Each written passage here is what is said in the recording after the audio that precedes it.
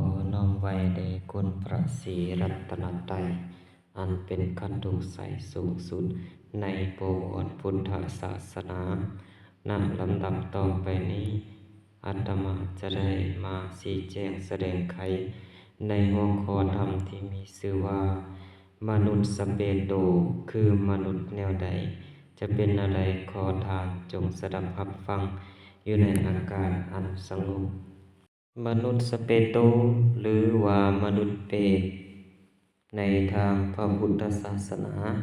คือมนุษย์ประเภทหนึ่งในทางพระพุทธศาสนาที่มีลักษณะหรือว่านิสัยคล้ายคือกับเปรตลักษณะของมนุษย์สเปโตความโลภมีความโลภมากโลภะ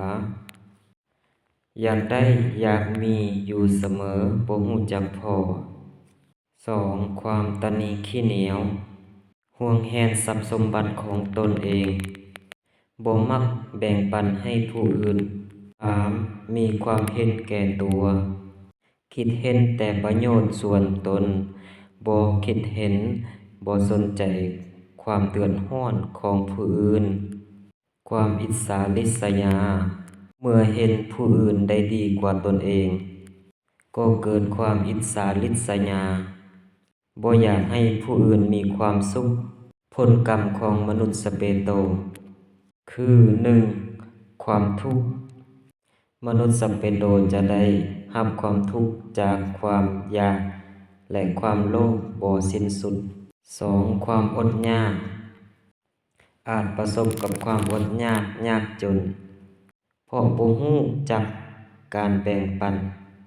3. ต้องพบปะกับความเดือดร้อนอาจได้เห็นความเดือดร้อนจากผลกรรมของตนเองได้รับความเดือดร้อนจากผลกรรมของตัวเองความเห็นแก่ตัวของตัวเองวิธีการแก้ไขคือ 1. เจริญสติฝึกเจริญสติเพื่อควบคุมจิตใจบ่ให้ตกอยู่ในความโลภ 2. ทำทานฝึกการแบ่งปันโภคทรัพย์สมบัติของตนเองให้แก่ผู้อื่น 3. การรักษาศีลรักษาศีล 5เพื่อละเว้นความชั่ว 4. เจริญพรหมวิหาร 4. ฝึกเมตตากรุณามุทิตาอุเบกขาเพื่อกำจัดความอิจฉาริษยา